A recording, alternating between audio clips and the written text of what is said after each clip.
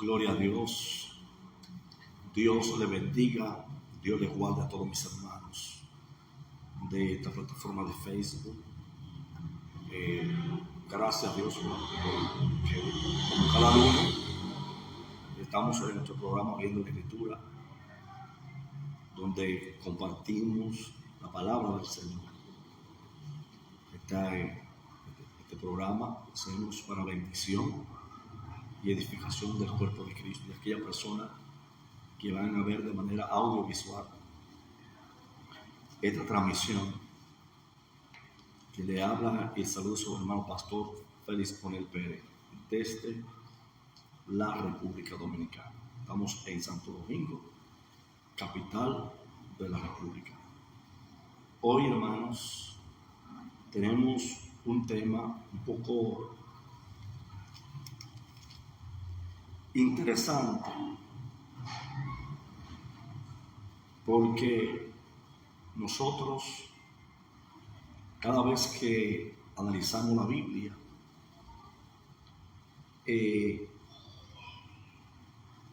queremos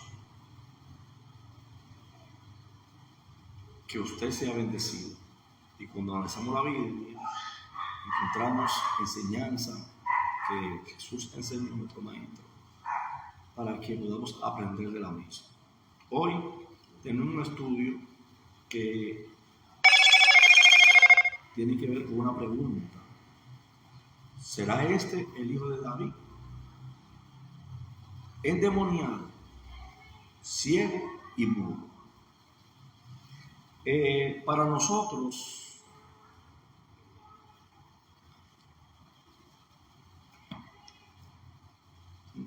que estudiamos la palabra, que hablamos de la palabra, que predicamos la palabra, hemos encontrado a nivel de estudio algunos temas de suma importancia. Y cada vez que nosotros hagamos un libro, de leerlo de una parte a otra, vamos a encontrar cierto tema dentro del libro. Y estamos analizando el libro de Mateo. Estamos en el capítulo 12 del libro de Mateo. Estamos lo que es en la altura del verso 22. Mateo capítulo 12, verso 22. Pero quiero decirle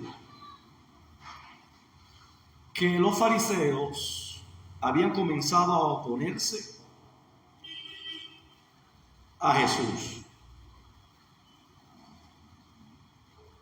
Las multitudes seguían a Jesús y seguían buscándolo por los milagros que realizaba. Y que lo hacía entre ellos mismos.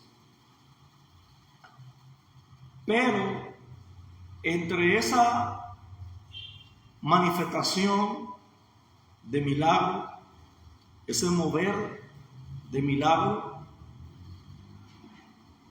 entra en el escenario un hombre que causa una revuelta, por decirlo así. Causa un conversatorio muy intenso que vamos a tratar de analizarlo todo para que podamos entender. Entre ellos, un hombre endemoniado para ser libre. Jesús había hecho todo tipo de milagros. Cuando nosotros analizamos la Biblia, desde el capítulo 8, que vemos la sanidad del leproso, la sanidad del siervo del centurión, la sanidad de la suegra de Pedro, vemos también el endemoniado gadareno, la liberación, vemos cómo calma la tempestad, vemos en el capítulo 9 la sanidad del paralítico, vemos a Jesús que hace el llamado a Mateo, luego los milagros del capítulo 9 en el versículo 18 en adelante. También en el versículo 27, la sanidad de un ciego. Un hombre mudo es sanado. Y la necesidad de obrero. Y vemos el capítulo 10, todo lo que es la ordenanza, la escogencia, las instrucciones, la misión de los apóstoles que fueron enviados en dos. La persecución que iba a venir y la instrucción de que Jesús le dio la oposición y que matar a los discípulos y el precio del discipulado. Eso es todo lo que tiene que ver. Capítulo 11, pudimos ver el ministerio final de Juan el Bautista y cómo se desarrolló. Entonces, hoy entramos en lo que es la sanidad de un hombre que es sordo y es mudo. Quiero leer el texto, algunos versículos, para así comenzar con este estudio. Dice, en medio de una manifestación, mire qué sucedió. Entonces fue traído a él un hombre endemoniado, ciego y mudo. Y él le sanó. Escuche bien. Y él le sanó de tal manera que el ciego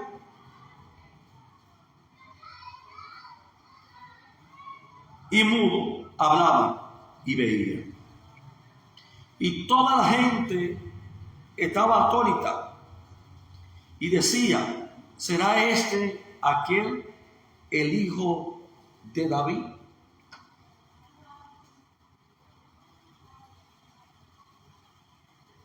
Gloria a Dios.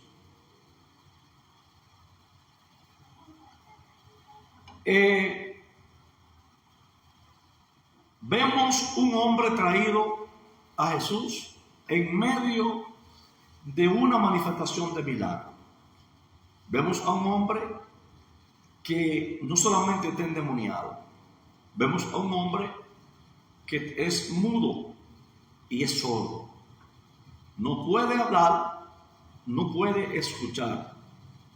Y creo, hermano, que es importante nosotros poder analizar lo que sucede con este hombre. Porque muchas veces leemos la historia de una forma simple y quizás no encontremos ninguna enseñanza en la misma. Pero cuando nosotros analizamos con profundidad la historia, vamos a encontrar una enseñanza muy extraordinaria, muy especial. La causa de la ceguera y la mudez de este hombre que era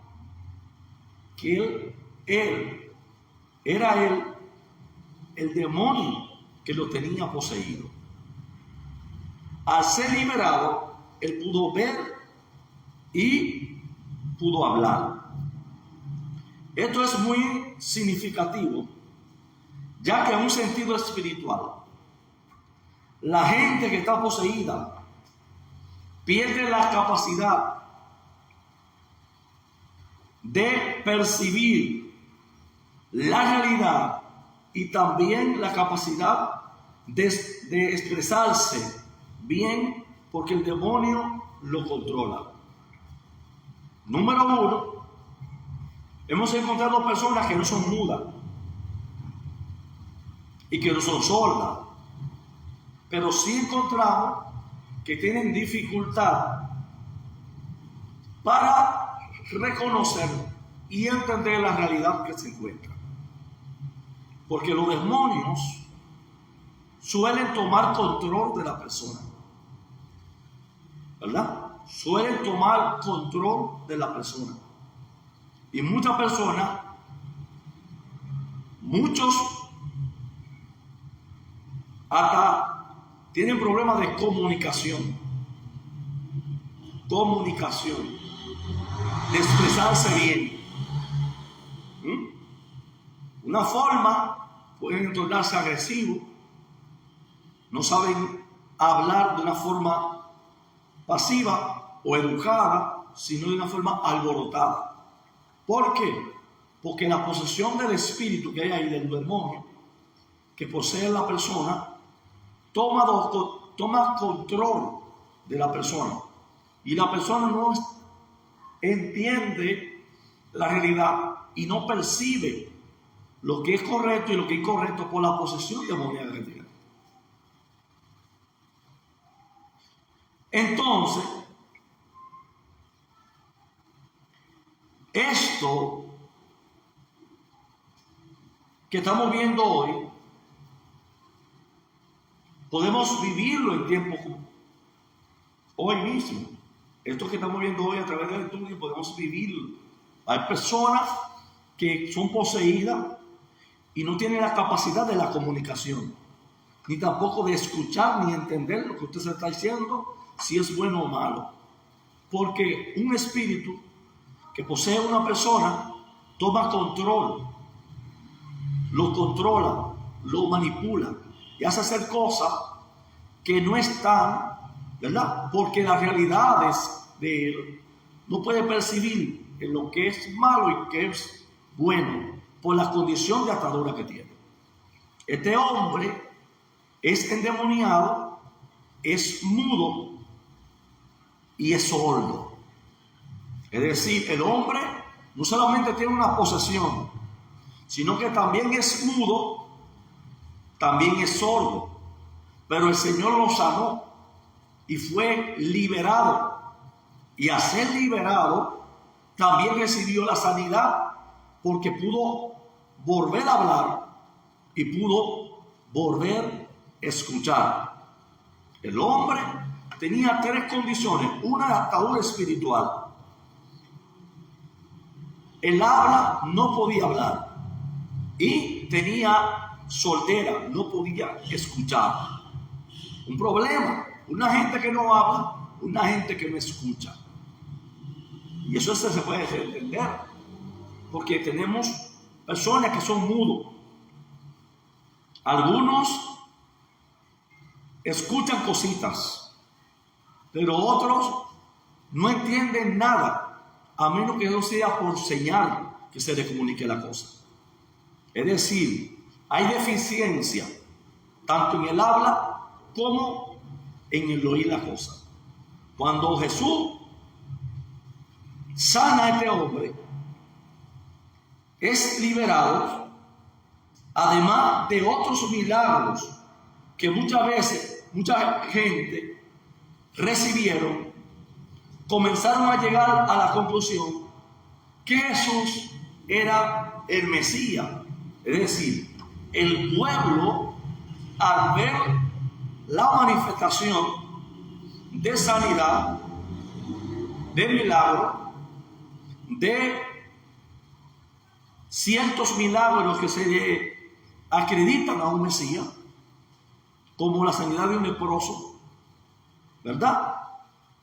La resurrección y cuanto más. Es decir, ya de ahí en adelante comenzaron a ver a Jesús como el Mesías, por los milagros que estaba realizando. Entonces, quien estaba profetizado, porque eso es lo que estoy diciendo, todo lo que Mateo está presentando es a Jesús como Mesías. Y dentro de eso hay profecías mesiánicas que se hablaron 70 años antes de Cristo venir, que lo habló el profeta Isaías y lo hablaron otros profetas, tanto Jeremías como Isaías, que profetizó que sería del linaje de David.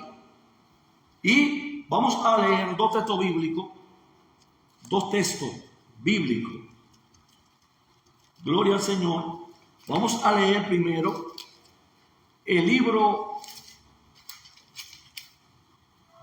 de Jeremías 23:5. Jeremías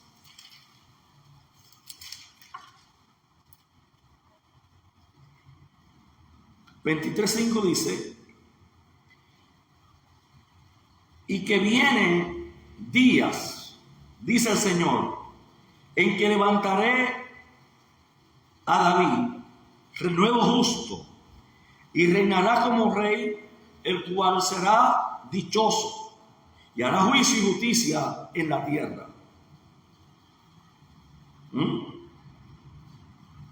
Justicia en la tierra. Entonces, también tenemos a Isaías, si damos para atrás, a Isaías capítulo 9, versículo 7. Isaías capítulo 9,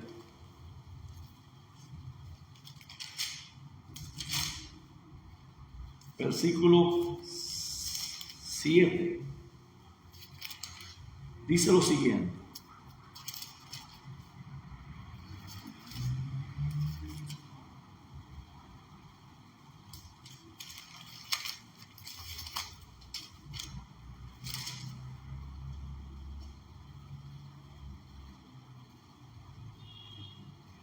lo dilatado de su imperio y la paz no tendrá término sobre el trono de David y sobre su reino, disponiéndolo y confirmándolo en juicio y en justicia, donde ahora y para siempre el celo del Señor de los ejércitos hará esto.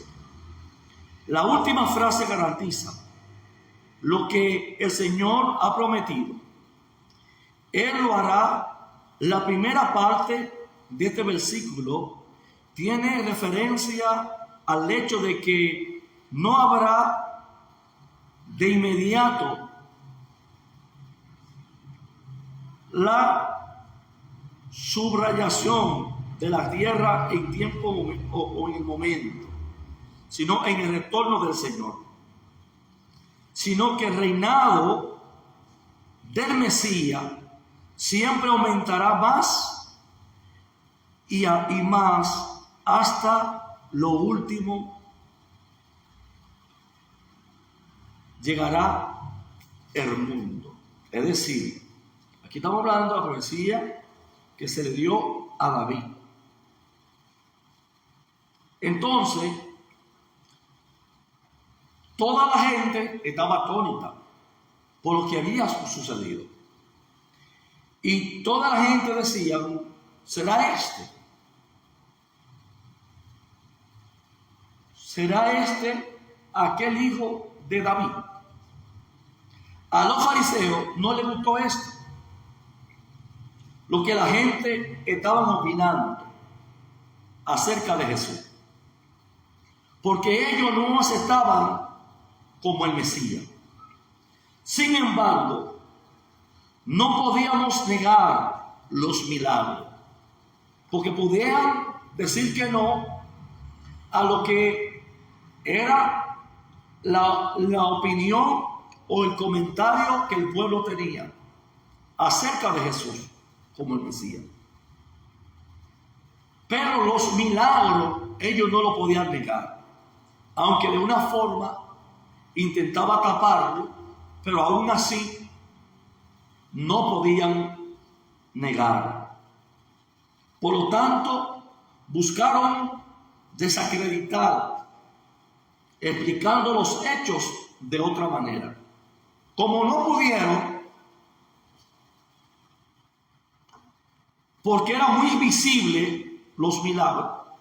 Una persona que está ciega, ver; una persona que está muda, hablar; una persona que está muda y sorda, habla y oye y es libertado. Entonces es impresionante, porque en Juan capítulo 9 encontramos una historia muy interesante, donde hay un joven 30 años ciego y nunca podía ver. Jesús le escupió el lodo, que es una enseñanza que hay que... Lo mandó a la base en el estanque Siloé, de allá para acá el hombre vino bien. Le estaba preguntando: ¿quién te hizo que viera? Yo no sé. Yo sé que era un tolodo y me mandó a lavar, y yo estoy viendo ahora. Es decir, porque era milagro extraordinario. Solamente alguien, un Mesías, lo podía realizar. Alguien enviado, porque eso es lo que significa la palabra Mesías. Es alguien que fue enviado por alguien. Entonces, Jesús fue enviado por el Padre. Como Jesús envió a los discípulos. Y dijo, el que a usted llegue, van a recibir la paz. ¿Por qué? Porque si ustedes lo reciben, están recibiendo al que lo envió a ustedes. Por eso es que tenemos que tener cuidado. Tenemos que entender la palabra y tenerla presente para practicarla. Así mismo como Jesús envió a los discípulos, así mismo el Padre envió a Cristo. Entonces, todo el que recibe a Cristo, recibe el Padre. Entonces, todo el que recibió, por eso el Señor dijo, todo el que lo reciban ustedes recibirá la paz que ustedes llevan. Si no reciben, sacúdense el polvo de los pies. ¿Por qué? Porque estaban siendo enviados. Y cuando usted es enviado, usted representa al que lo envió. Entonces, los fariseos, a ver que los milagros eran muy públicos, muy vistos, entonces intentaron entonces ellos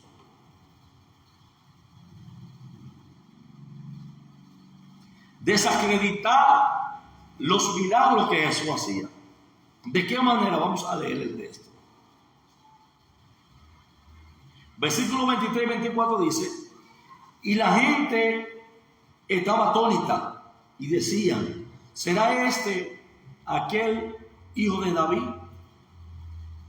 Mas los fariseos, al oír, decían: este no echa de fuera los demonios, sino por Belzebú, príncipe de los demonios. Belzebú, príncipe de los demonios. Belzebú es la palabra Baal Zebú. Significa literalmente señor de la mosca. Está vinculado con Baal, que literalmente significa amo. El principal dios pagano, dios de la agricultura y de la fertilidad. Dios de la agricultura y de la fertilidad. Por eso las mujeres, tanto en el tiempo de Corintio como en el tiempo también de la esclavitud en Israel o los egipcios, utilizaban a las mujeres, tenían que estar con la cabeza rapada, ¿verdad? No podían tener cabello porque era en honor a Baal, a la fertilidad, a que pudieran, porque Baal era el que le permitía ser fértil, tener el hijo o no tener el hijo, según sus creencias. ¿Qué respondió entonces Jesús a esta absurda acusación? Capítulo 12, versos 25 y 26 dice: sabiendo Jesús los pensamientos de ellos, le dijo: todo reino dividido contra sí mismo es asolado, y toda ciudad o casa dividida contra sí misma no permanece. Y si Satanás echa fuera a Satanás contra sí mismo, este está dividido. Pues, ¿cómo pues permanece su reino si uno echa fuera al otro? Jesús dio vuelta a sus argumentos y lo sacó a ellos de estar del lado del enemigo. Y dice el versículo 27 al 28: Y si yo echo fuera los demonios por Beelzebú, ¿por quién lo echa a vosotros? ¿Por qué lo echa a vuestros hijos? La pregunta. Perdón. Por tanto, ellos serán vuestros jueces. Pero si yo, por el Espíritu de Dios, escuche bien, echo fuera los demonios, ciertamente ha llegado a vosotros el reino de Dios. Si yo, por el Espíritu de Dios, echo fuera los demonios, entonces ciertamente ha llegado el reino a vosotros. ¿Cómo tomó Jesús ese rechazo? No lo tomó por sorpresa, porque Jesús ya conocía el pensamiento de ellos. Proféticamente, Él dijo que el rechazo a su persona podía ser perdonado. Jesús le está diciendo, ya ok, ustedes a mí me pueden rechazar. Ustedes quieren no recibir el milagro que todo el mundo está viendo. Los mudos hablan, los sordos oyen y son liberados. Sanidades y milagros ustedes han visto. Y aún así, no quieren rechazar lo que por medio del Espíritu de Dios yo estoy haciendo. Ok. A mí me pueden rechazar. Toda blasfemia contra el Hijo del Hombre es perdonada. Todo rechazo, ¿entiendes? Está bien.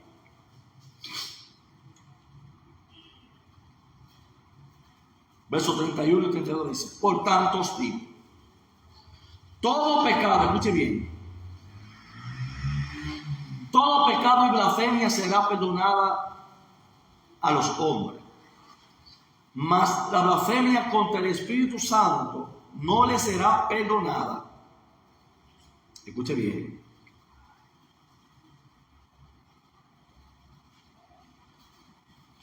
No le será perdonada a cualquiera que dijera o dijera alguna palabra contra el Hijo del Hombre, le será perdonada. Pero al que hable en contra el Espíritu Santo, no le será perdonado, ni en este siglo, ni en el venidero. Ahí no está diciendo que usted va a hablar de alguien que está brincando, saltando o hablando cierto tipo de lengua, haciendo cierto tipo de bulla, y usted va a hablar mal y que usted está blasfemando contra el Espíritu Santo. Alguien está brincando, está hablando en lengua, usted va a decir, eso es un loco. Esa no es la blasfemia contra el Espíritu Santo. Hablar de alguien que lance de la forma que lance y que usted entienda que usted diga, no, es un loco. No está hablando de hablar así del Espíritu Santo. La blasfemia es que hay un rechazo a la manifestación del Espíritu Santo en los milagros realizados de Jesús. Rechazar a Jesús, al Hijo del Hombre, está bien. Toda palabra contra el Hijo del Hombre es perdonada. Pero la blasfemia contra el Espíritu Santo no le será perdonada ni en este siglo ni en el venidero.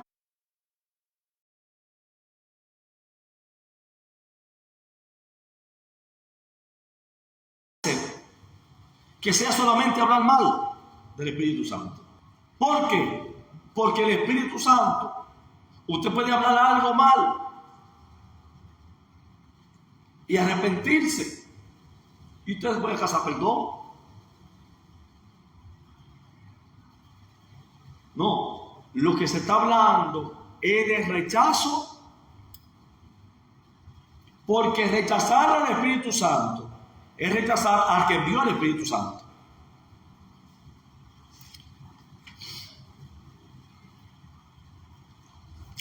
No sé si me siguen.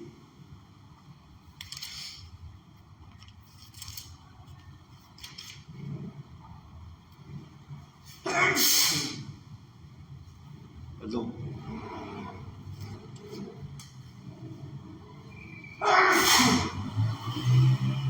Perdón. Entonces,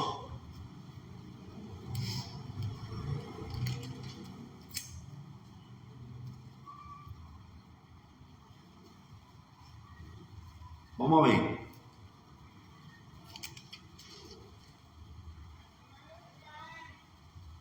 Bien.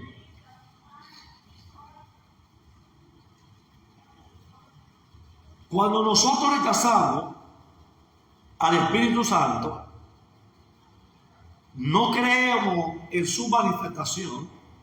Por ejemplo, no aceptamos la obra del Espíritu Santo en nuestra vida, no podemos ser perdonados, ni en este siglo ni en el venidero.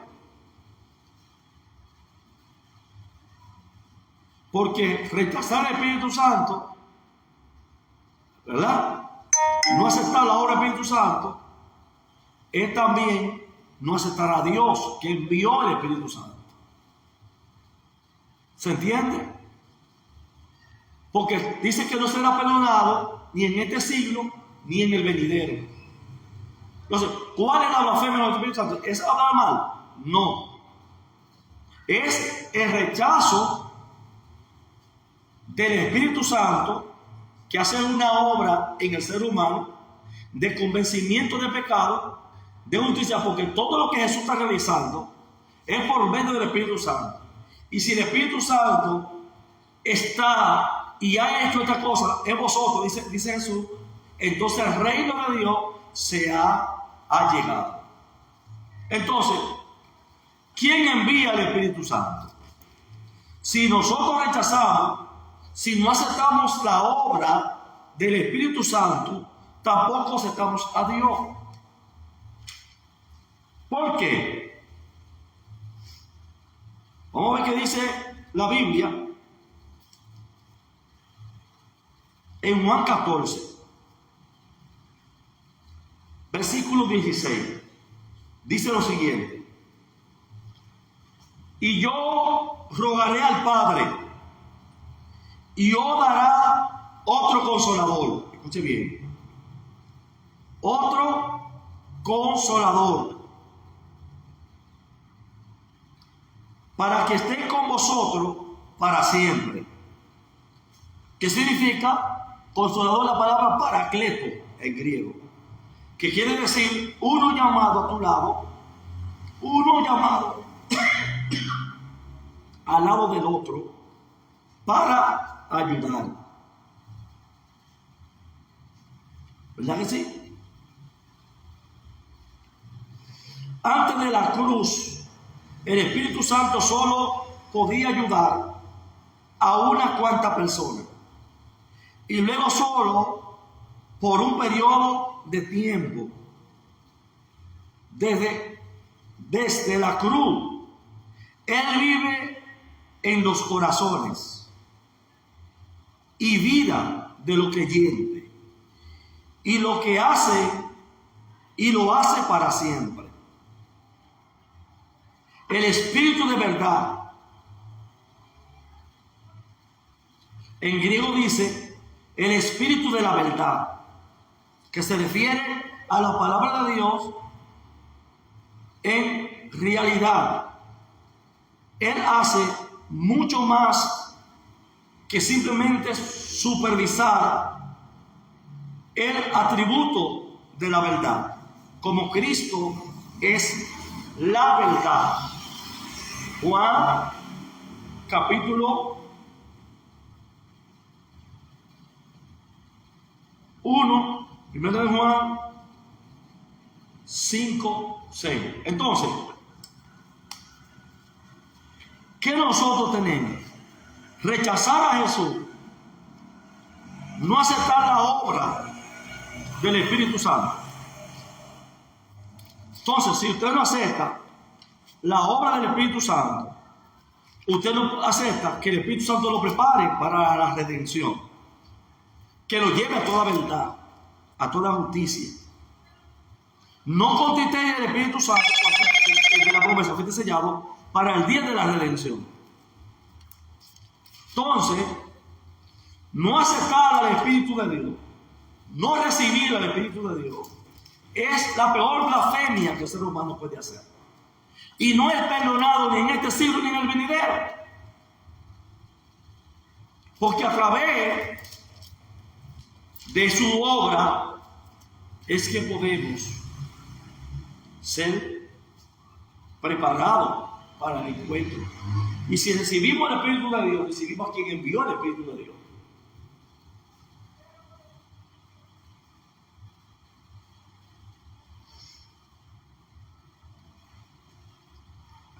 Al final lo hizo pensar que sí él tenía la autoridad de Dios. Entonces a quien se le estaba oponiendo era el Señor mismo. Verso 30 dice: el que no es conmigo, contra mí es. Y el que conmigo no recoge, desparrama. A partir de este momento, le haces claro el rechazo a Jesús de parte de los líderes religiosos de ese tiempo. Rechazar a Jesús es un peligro. Rechazar al Espíritu Santo es un peligro. Entonces encontramos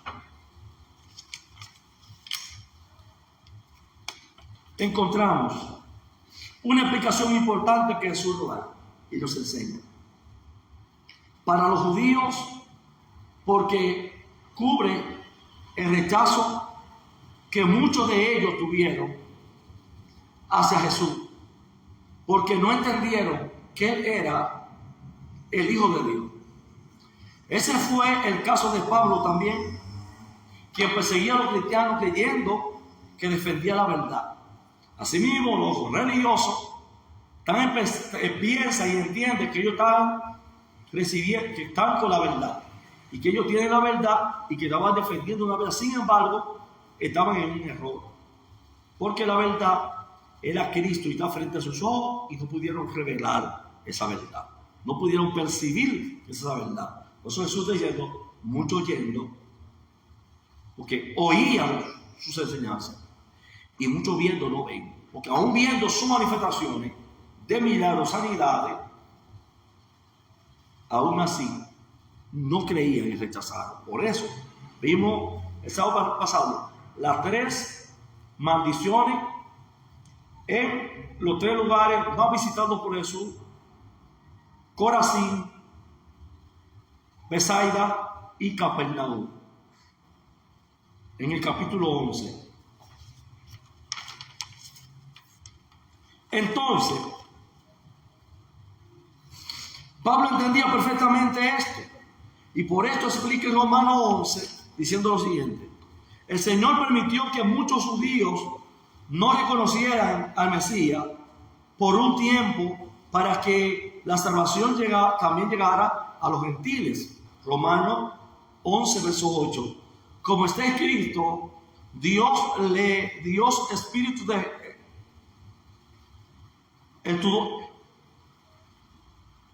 estupor, ojo con que no vean y oído con que no oigan, hasta el día de hoy. Verso 11 dice: digo pues, ha tropezado lo de Israel para que cayese. Es una pregunta. En ninguna manera. Pero por sus transgresiones Vino la salvación a los judíos para provocarlo a hacerlo. 11:25 Romanos dice: porque no quiero, hermanos, que ignoréis este misterio. ¿Cuál misterio? Para que no seáis arrogantes en cuanto a vosotros mismos, que no ha acontecido a Israel endurecimiento en parte, hasta que haya entrado la plenitud de los gentiles, tanto los judíos, tanto como Israel, fueron todo parte de un plan, para que sí puedan entrar en el plan, lo que es la plenitud de los gentiles. Sin embargo, el rechazo va en contra del Espíritu Santo, del Espíritu de Dios. Jesús señala que no habrá perdón para ellos, ya que el repudio es hacia Dios mismo. Cuando repudiamos al Espíritu Santo, repudiamos a Dios mismo. Cuando no recibimos el Espíritu Santo, cuando rechazamos el Espíritu Santo, estamos rechazando a Dios mismo, que fue quien envió el Espíritu Santo. Los frutos y el corazón. Todo esto tiene que ver con lo que pasó con este hombre y la conversación que tuvieron los fariseos con Jesús y los pensamientos que tenían. ¿Cómo puede saberse si una persona es de Dios o no? ¿Cómo yo puedo saber que aun una persona es de Dios o no? Por su fruto lo conoceréis. Jesús replicó lo siguiente, versículo 33: hacer el árbol bueno y su fruto es bueno, hacer el fruto malo, el árbol malo y su fruto malo, porque por el fruto se conocerá el árbol. Jesús hizo ver el peso que tiene la palabra. Versículo 36 y 37 dice: mas yo os digo que toda palabra ociosa que hablen los hombres, de ella darán cuenta a Dios en el juicio. Porque por tu palabra seréis justificados y por tu palabra seréis condenados. La palabra no solo será pesada en el juicio, sino también que tienen efecto en la vida. Si usted lee el libro de Proverbios 18:21, dice que la muerte y la vida están en el poder de la lengua, y el que la guarda comerá ese fruto. Entonces, las palabras que salen de vuestra boca tienen el poder para destruir, como para maldecir, y para edificar, o como para bendecir.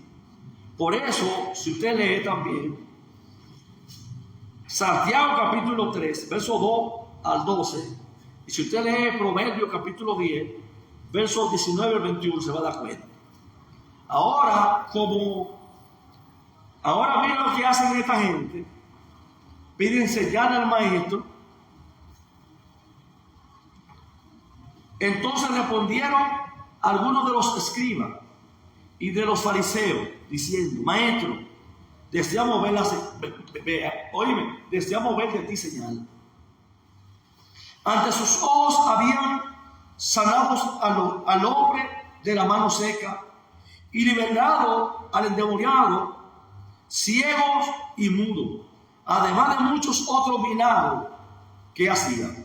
Pero aún así, ¿qué más señal querían estos hombres de las que habían visto de Jesús? ¿Qué Jesús les respondió? La generación mala y adúltera demanda señal, pero la señal no se les será dada, sino la señal del profeta Jonás. Las señales no son malas, las señales, pues el Señor la usó para que dieran testimonio de él. Juan capítulo 20, verso 30 al 31 dice, el problema es la incredulidad, no solo de los fariseos, sino de la gente incrédula de todos los tiempos, que son testigos de muchos milagros que Dios hace, pero siguen dudando del Señor. Hay mucha gente también, como en el tiempo de Jesús. Hoy en día tenemos personas que han visto milagros, que han visto a Dios obrando en su vida, y aún así siguen incrédulos y no creen, aún viendo las manifestaciones de Dios sobre ellos. Jesús le dijo a los fariseos que no caería en su juego, pero le daría una señal del profeta Jonás. ¿En qué consiste esa señal? Vamos a verlo a continuación. En Mateo 12:40 al 41 dice, porque como estuvo Jonás en el vientre del pez, en el vientre del gran pez, 3 días y 3 noches, así estará el Hijo del Hombre en el corazón de la tierra 3 días y 3 noches. Los que entienden que fue los viernes van a tener que contar los 3 días. A ver. Los hombres de Nínive se levantaron en juicio con esta generación y la condenarán. Los hombres de Nínive se levantarán en el juicio con esta generación y la condenarán, porque ellos se arrepintieron a la predicación de Jonás. Y es aquí, más que Jonás, está en este lugar, que era Jesús que estaba ahí.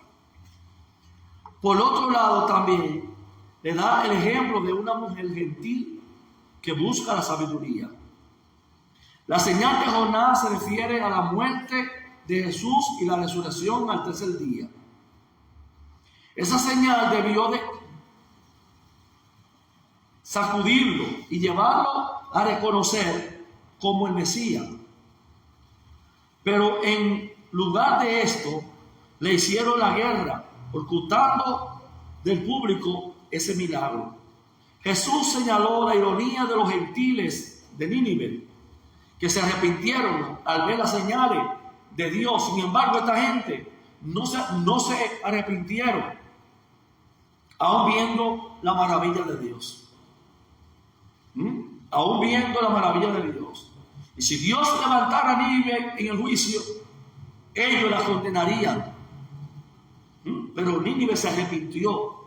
Por eso el Señor nos insta a poder entender la palabra para que podamos conocerla. La reina del sur se levantará en el juicio con esta generación y la condenarán, porque ella vino de los fines de la tierra para oír la sabiduría de Salomón. Y aquí que hay uno más grande que Salomón en este lugar. Hay uno más grande que Salomón en este lugar. Entonces, el principio de una liberación es regresar al milagro que produjo esta disputa. Es que nosotros tenemos que entender eso. Vamos a regresar ahora al principio de la liberación, que es regresar al milagro que produjo toda esta discusión de este capítulo 11. La liberación del endemoniado. Jesús aprovechó a explicar un principio espiritual para la liberación o los que son libres, diciendo lo siguiente. En el verso 43-45, cuando el espíritu inmundo sale de un hombre, anda por lugares secos, buscando reposo, y no lo halla. Entonces dice, volveré a mi casa, de donde salí. Y cuando llega, la halla desocupada, barrida y ordenada. Entonces va y toma consigo otros 7 espíritus peores que él. Y entrando mora allí, y el postrer estado de aquel hombre viene a ser primero, viene a ser peor que el primero. Así también acontecerá a esta mala generación, que viendo los milagros no creen, viendo las señales no creen, son incrédulos. Cuando alguien ha sido liberado de un demonio, debe llenarse del Espíritu Santo de Dios. De lo contrario, corre riesgo de volverse a caer en la posición del demonio, y la circunstancia es peor. Fue lo que Jesús explicó. Jesús explicó en esto, aplica también a nivel comunitario. La gran mayoría de la generación de Jesús lo rechazó y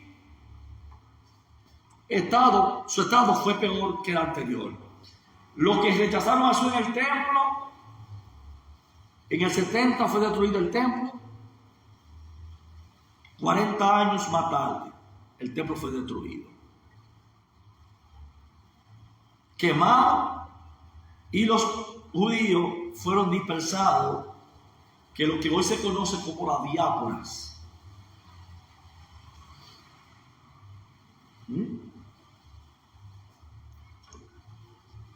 No podemos rechazar a Jesús, no podemos rechazar las obras del Espíritu Santo, porque rechazar a Jesús, rechazar las obras del Espíritu Santo, es rechazar a Dios mismo, y no seremos perdonados ni en este siglo ni en el venidero. Así que Dios te bendiga y Dios te guarde hasta el próximo